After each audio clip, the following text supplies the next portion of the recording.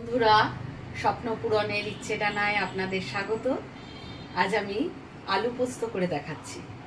আলু পোস্ত সবাই করেন, কিন্তু আমি কিভাবে কি ফোড়ন দিয়ে কি পদ্ধতিতে করি সেটা আপনাদেরকে দেখাচ্ছি। এই ফোড়নের ব্যাপারটা আমি আমার দিদি শাশুড়ির কাছ থেকে শিখেছি। তিনি ঢাকার জেলার মানুষ ছিলেন, আমাকে এই ফোড়নের ব্যাপারটা বলে দিয়ে গেছিলেন। আলু পোস্তের জন্য লাগবে আলু। আমি এক বাটি আলু এরকম ছোট ছোট টুকরো করে কেটে নিয়েছি, যাতে এটা তাড়াতাড়ি হয়ে যায়, রান্নাটা হয়ে যায়। দেখুন, সবকটা আলু সমান মাপের করে আমি কেটে নিয়েছি। একটু নুন হলুদ মাখিয়ে রেখে এবার কড়াইয়ে তেল গরম করেছি। তেলটা একটু গরম হোক। আর যেটা লাগবে সেটা হচ্ছে, দেখুন, এক বাটি পোস্ত আমি বেটে নিয়েছি। এই পোস্তর মধ্যেও কিন্তু আমি কাঁচা লঙ্কা দিইনি, শুকনো লঙ্কা, গোটা শুকনো লঙ্কা দিয়ে আমি পোস্তটা বেটে নিয়েছি। এভাবে গোটা শুকনো লঙ্কা দিয়ে আমি পোস্ত বেটেছি। 4-5টার মতো শুকনো লঙ্কা দিয়েছি। আপনারা জেনারেলি কাঁচা লঙ্কা দিয়েই বাটেন, কিন্তু আমি শুকনো লঙ্কা দিয়েই করি। তেলটা গরম হলে আমি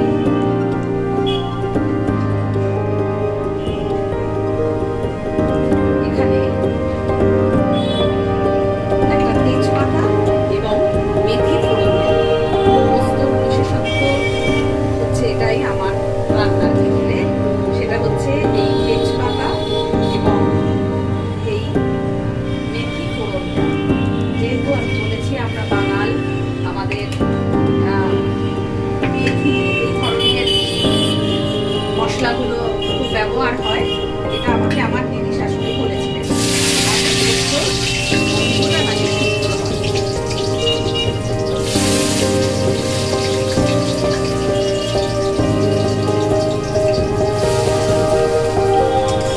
মেথিটা কিন্তু খুব বেশি ভাজবেন না তেলে, তাহলে মেথিটা কালো হয়ে পুড়ে যাবে এবং তিতো লাগবে।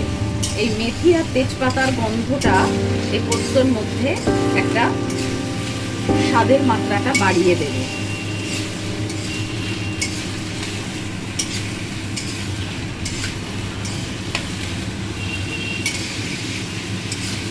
আমি একটু বড় কড়াইয়ে রান্না করি, যেহেতু পরিমাণটা বেশি করি, সেই কারণে আর একটু ছড়িয়ে রান্না করা যায়, জিনিসগুলো একটু ছড়িয়ে রান্না করা যায়, সেই জন্য আমি সব সময় বড় কড়াইয়ে রান্না করি।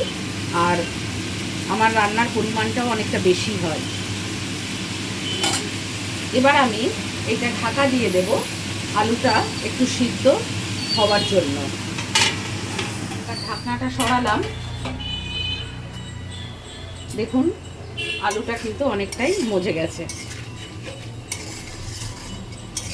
ভাজা ভাজা হয়ে গেছে। এবার আমি একে একে মশলাগুলো অ্যাড করব।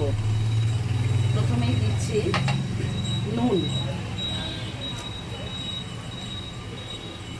যেহেতু আমি আগে একটু নুন মাখিয়ে রেখেছিলাম, তাই নুনটা বুঝেই দিতে হবে।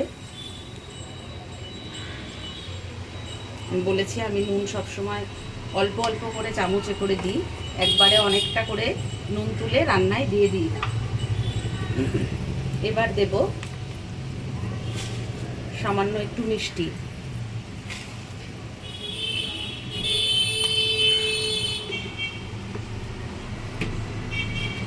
তারপর দেব শুকনো লঙ্কা দিয়ে বেটে রাখা পোস্ত।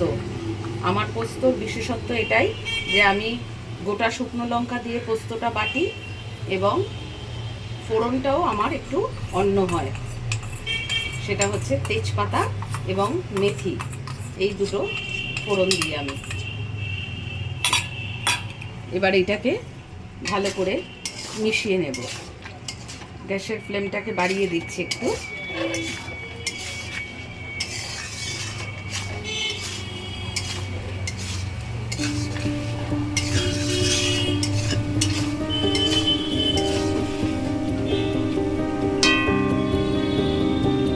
পোস্ত বাঙালিদের খুব প্রিয় খাবার।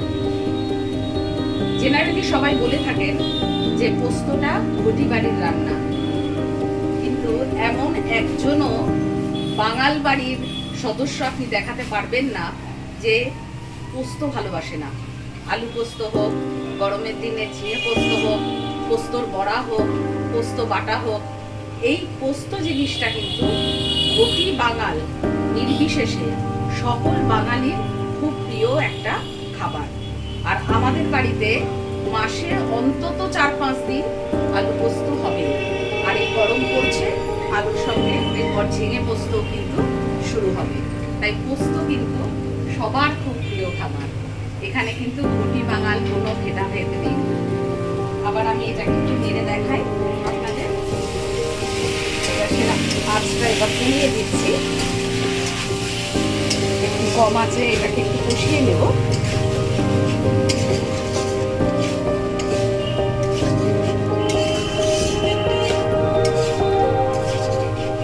পরে অল্প করে জল অ্যাড করব।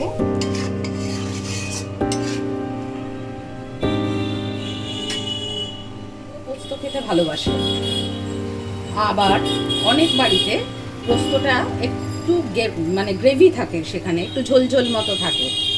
অনেকেই এই পর্যায়ে নরম হয়ে গেলে আলু নামিয়ে নেয়, কিন্তু আমাদের বাড়িতে আমি কিন্তু একটু গ্রেভি করি, অল্প একটু ঝোলঝোল করি, গা মাখা। তাই জন্য ঝোল বলতে তো মানে অনেকটা নয়, এই অল্প করে আমি একটু জল দিলাম, দিয়ে এবার এটা একটু নেড়ে আমি কিছুক্ষণের জন্য ঢেকে দেব।